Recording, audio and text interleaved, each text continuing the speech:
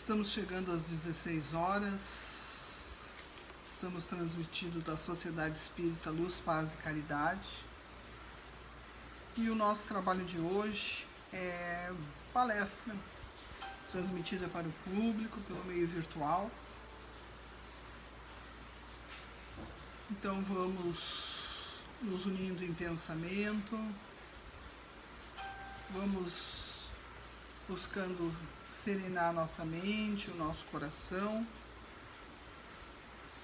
E nessa união de pensamentos, sentimentos, vamos buscar os benfeitores amigos, a Jesus, nosso mestre guia,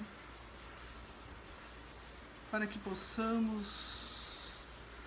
nesses instantes, procurar nos concentrar, procurar através do pensamento absorver essas informações que nos auxiliarão nesse momento difícil de nossas vidas. E através dos nossos pensamentos vamos expandir gratidão, amor.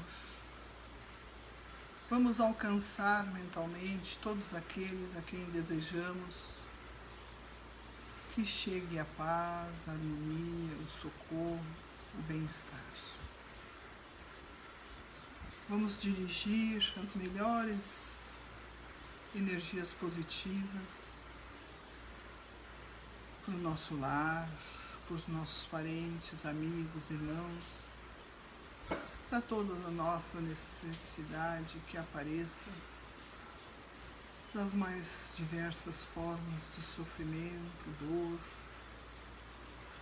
É o momento de expandirmos a luz, a paz, pelo desejo do bem.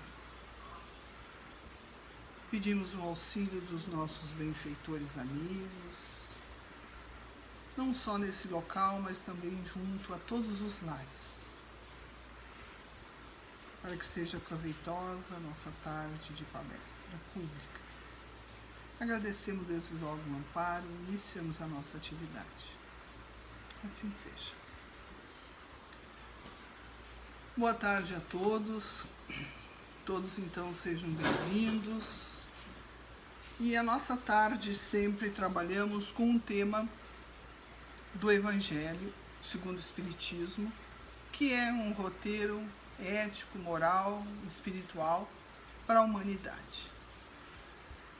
E vamos trabalhar hoje o capítulo 12, Amai os vossos inimigos, itens 7 a 8, oferecer a outra face. Esse tema, amar os inimigos, é bem contundente, ele vem muito a calhar nesse momento difícil em que a sociedade ainda está muito conturbada, muito dividida por ideologias, por formas diferentes de pensar, que geram instabilidade e sofrimento.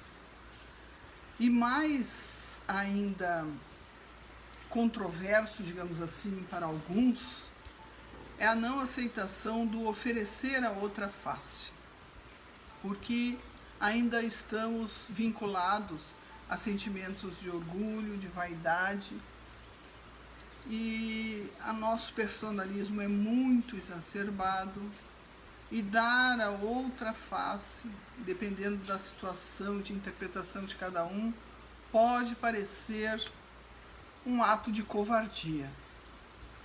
E aí nós precisamos entender o que era a essência e é a essência dessa lição. Então vamos ler um trecho que é o que nós vamos basear a nossa atividade. Está lá em Mateus capítulo 5, aquele trechinho do 38 ao 42, que diz: aprendestes que foi dito, olho por olho e dente por dente. Eu, porém, vos digo que não resistais ao mal que vos queiram fazer. Que se alguém vos bater na face direita, lhe apresenteis também a outra. E se alguém quiser pleitear contra vós, para vos tomar a túnica, entregueis também o manto. E se alguém vos obrigar a caminhar 1000 passos, com ele caminheis 2000. Dai aquele que vos pedir, e não rejeiteis aquele que vos queira tomar emprestado. Ora, em especial, essa parte que fala não resistais ao mal, e se alguém bater na face direita, ofereça a outra, é situação que muitas pessoas não aceitam, porque estão tomando ao pé da letra como se fosse um ato de covardia ou que nós não devêssemos ter direito de defesa contra eventual agressão. Mas dizem os espíritos superiores lá no Evangelho segundo o Espiritismo, capítulo 12, no próprio item 8, que isso está muito eivado de preconceitos, daquilo que a sociedade hoje em dia resolveu chamar de ponto de honra. E esses pontos de honra em que as pessoas se apegam, geralmente geram melindres, exaltação da personalidade, e faz com que as pessoas se apeguem a situações de discussões, ou de pontos de vistas, ou de valores, ou de críticas e análises das quais não concordam, e aí tem diversos motivos para haver desentendimento, e entende que aquilo lhe ofendeu a personalidade. É um personalismo exacerbado, como se ali tivesse um ser acima do bem e do mal que não errasse. E aí ele resolve que atacou a sua pessoa, a sua honra, e vai retribuir aquilo que ele acha que é uma injúria com outra injúria de mesmo valor, ou talvez até mais forte, porque afinal eu tenho razão. Ou uma ofensa, sentiu-se ofendido por uma palavra, por uma colocação, por uma posição que defendeu, por uma ideia, às vezes no local de trabalho, uma forma de pensar diferente na família. E aí vão criando-se situações que abrem portas para retribuição daquilo que se acha por ofensa, de uma forma cada vez mais grave, às vezes criando conflitos intermináveis, porque o outro ainda é mais orgulhoso e vai querer sobrepor a sua razão fazendo uma ofensa maior ou fazendo uma injúria maior, e ali se debatem personalidades altamente egóicas, e às vezes se transfere para o plano espiritual esse desentendimento. Porque às vezes há pessoas que desencarnam com essas animosidades, que vai se às vezes procurar a origem, às vezes é um entendimento que, colocando-se na balança, é fútil. E acham-se de um direito de praticar a sua justiça, conforme aquele senso moral arrevezado daquela fase, que não é de grande evolução, daquela estrutura cultural que está em constante modificação, e vão desvirtuando esse senso moral de muitos que se acham no direito de retribuir a injúria, a ofensa, a vingança. Ele está desvirtuado exatamente pelo orgulho, pela paixão, pela vaidade. Esses indivíduos ainda vivem moralmente, o seu senso moral ainda está lá, no olho por olho, dente por dente, como era na época de Moisés. Pois bem, ali aparece no capítulo 12 desse evangelho uma fala do Cristo que nos diz: retribua o mal com o bem. Olha como isso pode mexer profundamente com valores de algumas personalidades ainda muito arraigadas ao orgulho, à vaidade, ao personalismo. E ele diz mais: não resistas ao mal. E aí enlouquece, né? Mas como eu não sou covarde, eu não levo o desaforo para casa. Eu não vou ficar quieto.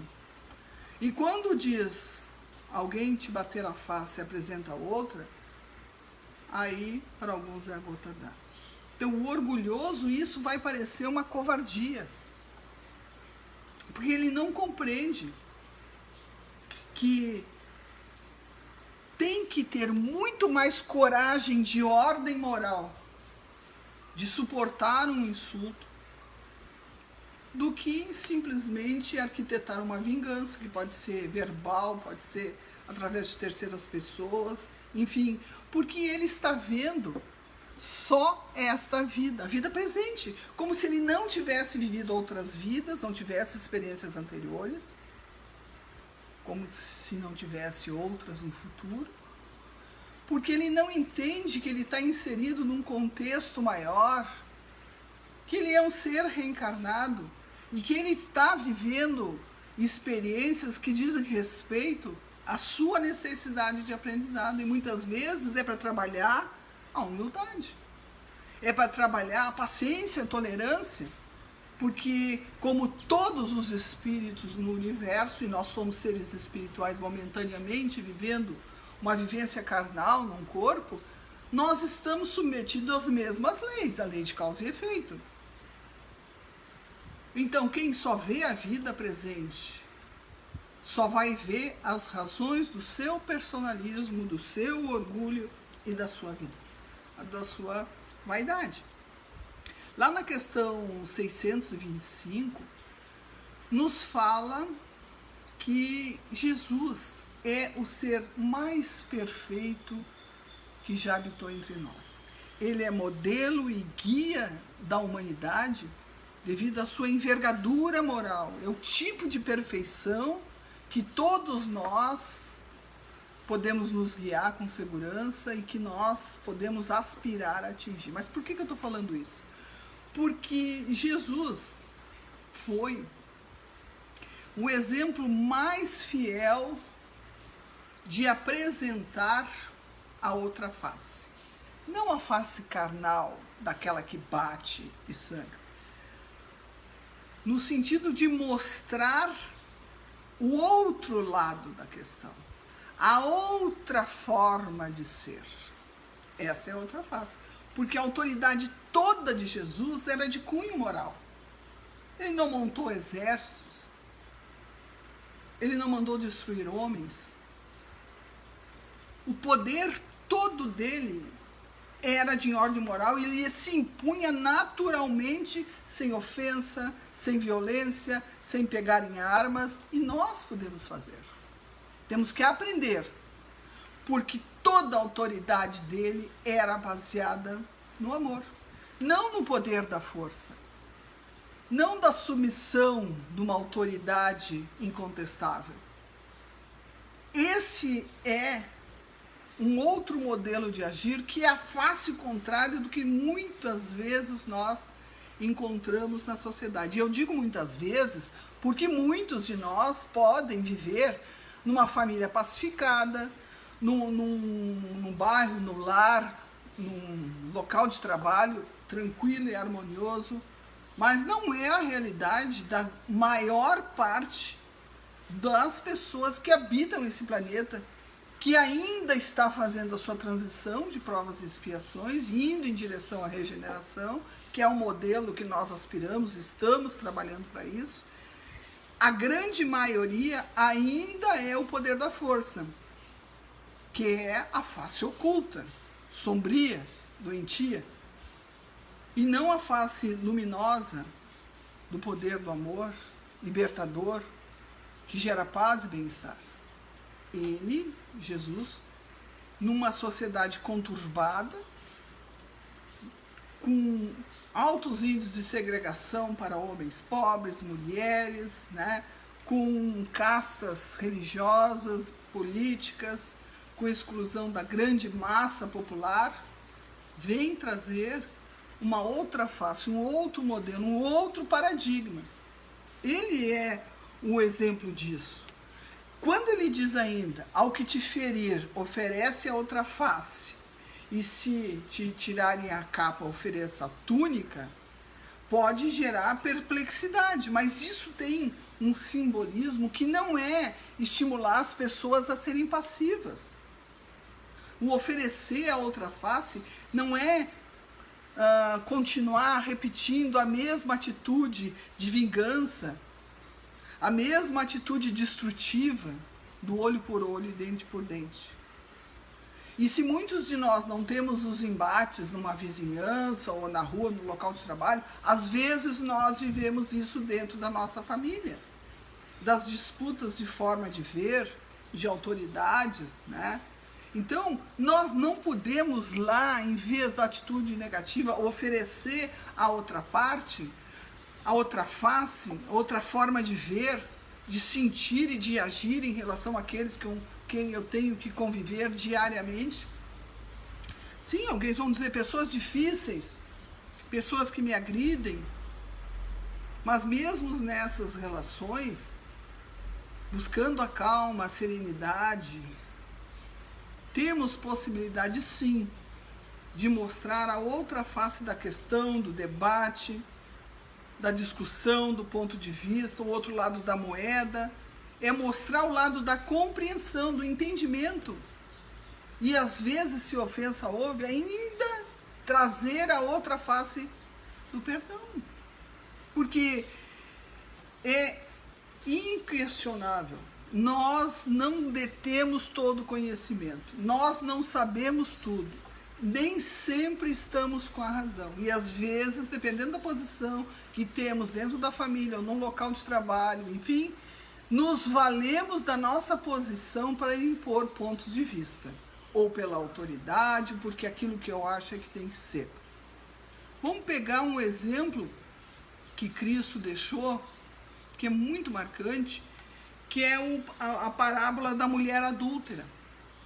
Naquele momento ali, todos a condenavam, já tinham pedras nas mãos para lapidá-la, que é morrer apedrejada.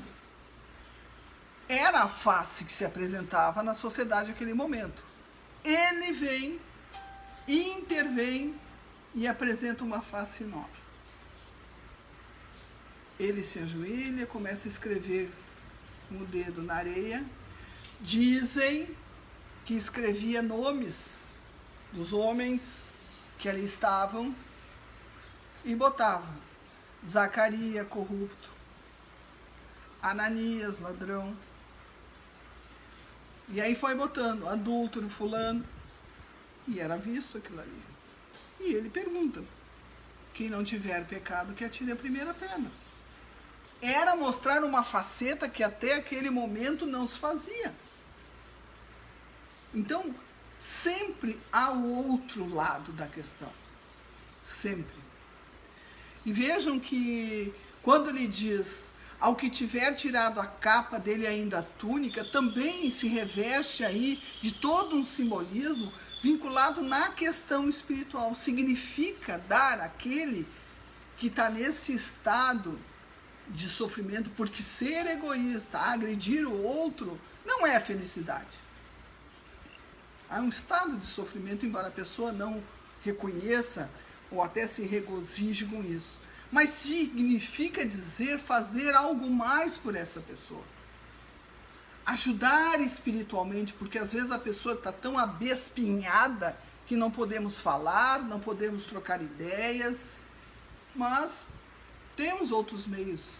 Uma ajuda espiritual, quem sabe um apoio moral de que ela esteja precisando, porque ela reagiu daquela forma, talvez por uma defesa emocional. Quem sabe um estímulo, uma orientação, no mínimo uma prece, por ela, por nós. Ou seja, oferecer algo de nós, o nosso tempo, a nossa atenção, as nossas energias espirituais. Por isso estamos aqui buscando esse conhecimento para ir além, para conhecer a outra face. Porque tanto nós, ao fazermos isso, quanto ele, que ainda age daquela forma, precisam se tornar pessoas melhores. Então, dar a outra face, através dos exemplos de Jesus, é muito, muito rico.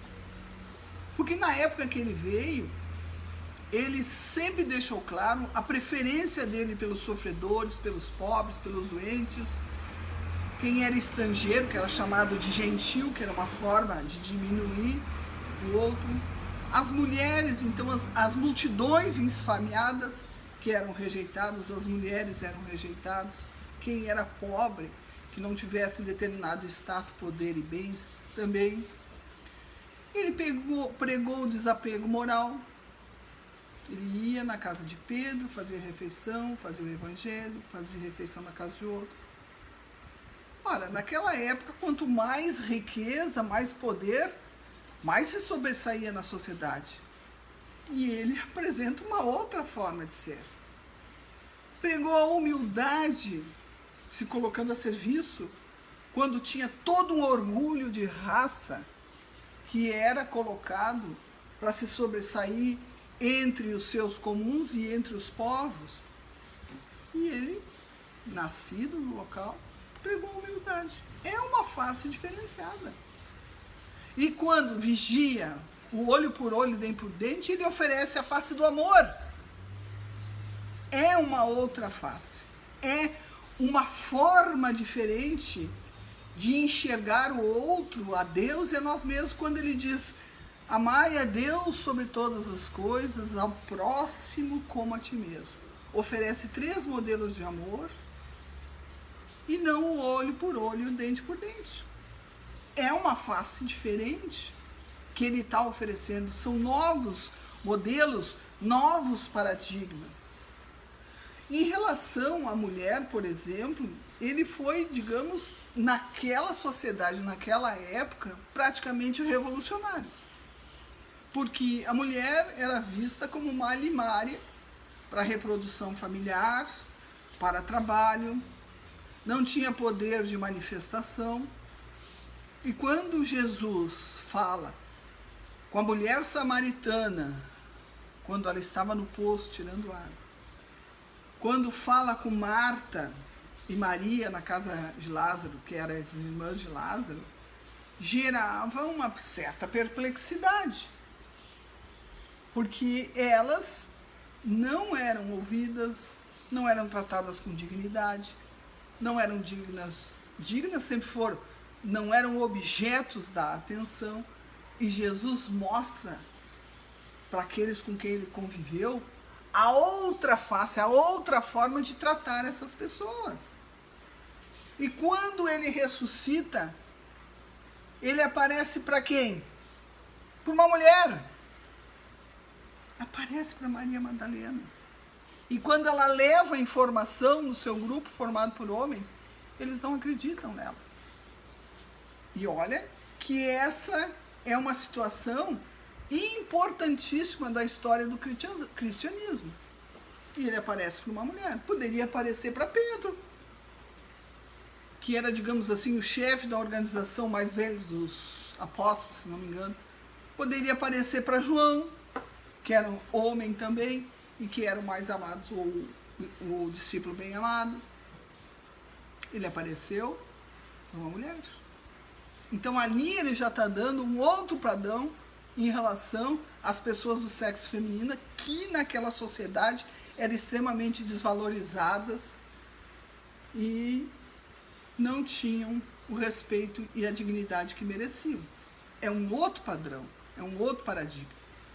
E falando em paradigma, a gente tem que lembrar lá do Sermão da Montanha, das bem-aventuranças, porque é um paradigma ético-moral que Cristo oferece para a humanidade através de colocações, frases simples, profundas, contundentes. Traz ali lições morais de conduta e é um princípio, ali contém princípios que norteiam a vida cristã. Então é como se diz, um resumo, né, desses ensinos de Jesus apontando o caminho para o reino de Deus. E ali ele coloca questões sobre os pobres de espírito, sobre a humildade. Ele valoriza a humildade.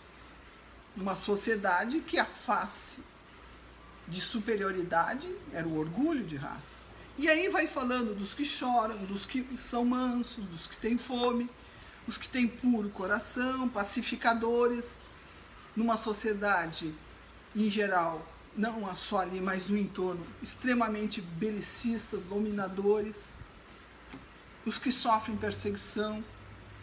E aí, ele vem colocar esses modelos que para a época era altamente inovador, porque ele trazia um novo padrão de moralidade, trazendo a outra face do padrão que deveria vigir a partir dali.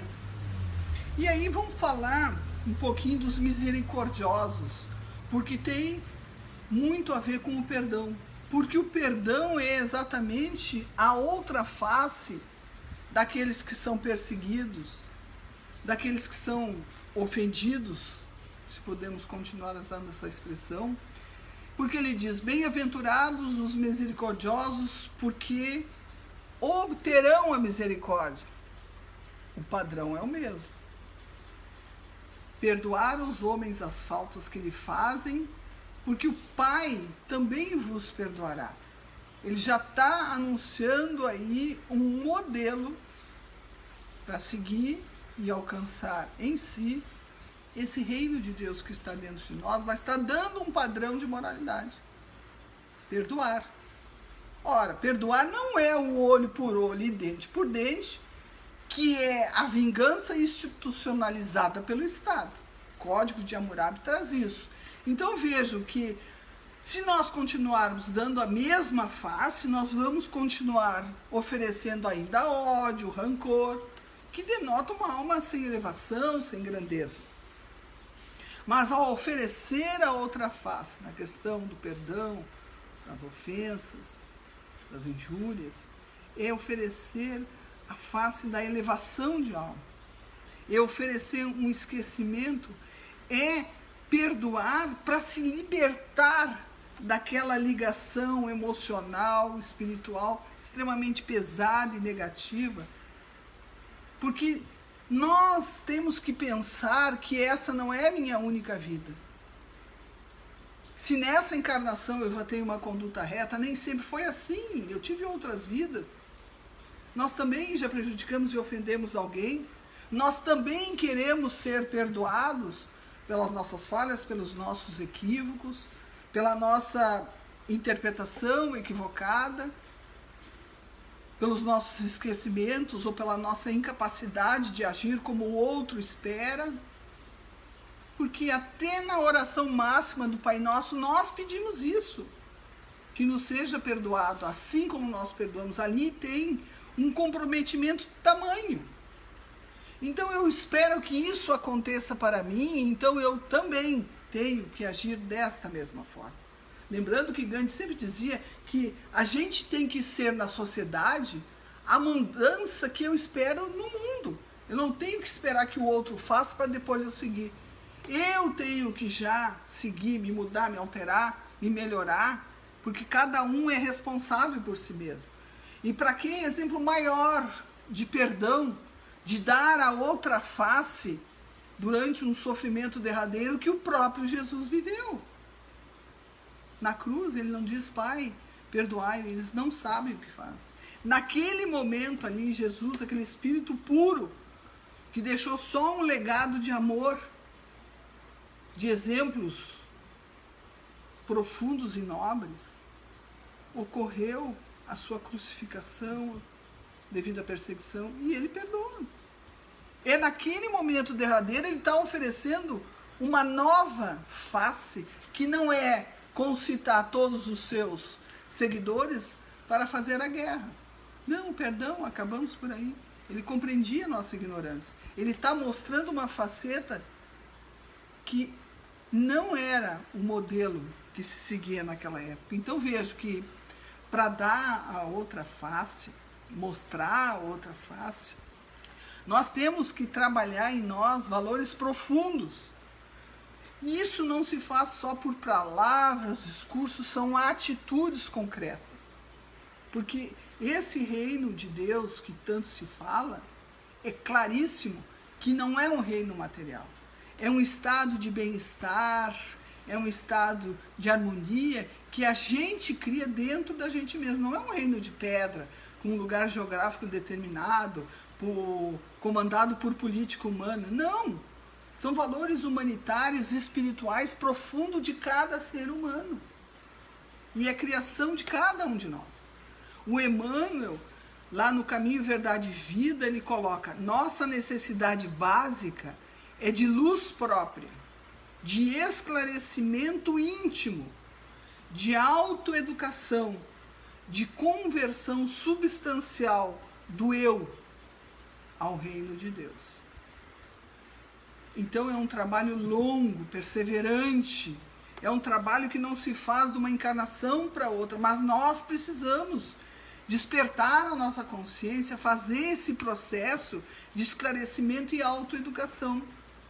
E nisso, a doutrina espírita tem um papel de auxiliar nessa regeneração da humanidade, porque ela, ao difundir a doutrina do Cristo, do qual ela é baseada em totalmente a sua moral, ela vem dar a conhecer essa face pura do amor, auxiliar nas pessoas a seguir esses ensinamentos, a divulgar, a aplicar em si, principalmente numa sociedade materialista, indiferente, que nós estamos vivendo. Então o trabalho é mais duro, é mais árduo, mas ele precisa ocorrer. As sementes precisam ser lançadas, porque iluminar esse conhecimento com a razão, porque a razão materialista, ela vai numa direção. Mas não é por sermos espiritualistas, espíritas, que não tenhamos o abrigo da razão. Então, é iluminar esse conhecimento pela razão, esse conhecimento das leis trazidas por Jesus, dos ensinamentos, das leis morais de Deus, acolhendo profundamente no sentimento, mudando a atitude. Porque isso vai gerar paz em nós, vai gerar paz em torno de nós. E aí nós estaremos oferecendo uma outra face de nós mesmos, uma face de luz, não uma face sombria, uma face de sofrimento. É importantíssimo que nós começamos a nos dar conta que todo esse sofrimento que a sociedade está vivendo hoje, e a pandemia é só um instrumento, porque existem guerras, porque existem fome, porque existe intolerância, tudo está demonstrando que nós temos que sim, buscar um outro modelo, buscar um outro paradigma, trabalhar essa outra face de luz. E esse momento moral de sofrimento da humanidade nos chama à reflexão, nos chama a despertar a nossa consciência, para que a gente trabalhe isso, saindo desse automatismo de fazer séculos e séculos a mesma forma, por comodidade, por vaidade, por orgulho. Vamos deixar brilhar a nossa luz. Somos que nem uma pedra bruta que estamos lapidando, e o sofrimento é uma forma de lapidação, que nesse momento é em grande número na sociedade planetária. Vamos nos dar conta que sempre podemos optar pela sombra ou pela luz, pelo amor ou pela dor. São escolhas nossas. Nós vamos escolher qual é a face que eu vou adotar na minha vida, no meu padrão de sentir, no meu padrão de pensamento, de como me relaciono com as pessoas. A escolha é nossa. O livre-arbítrio é sacrossanto e ele vai ser respeitado. Mas também sabemos que o que colhemos, plantamos. Porque essa é a lei universal de causa e efeito. Então vamos buscar as causas boas para ter efeitos bons. Isso começa em nós. É um longo trabalho, mas é necessário. Então, era essa a nossa mensagem do dia. Vamos agradecendo a audiência de todos. Vamos fazer uma oração de encerramento, de agradecimento a todos os bons espíritos que acompanharam cada um de nós que está ou assistindo a palestra ou em prece, buscando um novo padrão vibratório, um novo padrão moral. E vamos agradecer, acima de tudo, a esse mestre bondoso, que ora, vigia, acolhe-nos em todos os momentos de nossa vida. E acima de tudo e de todos, agradecemos ao Pai Misericordioso. Obrigado, Senhor. Que assim seja. Obrigado a todos. Uma boa tarde.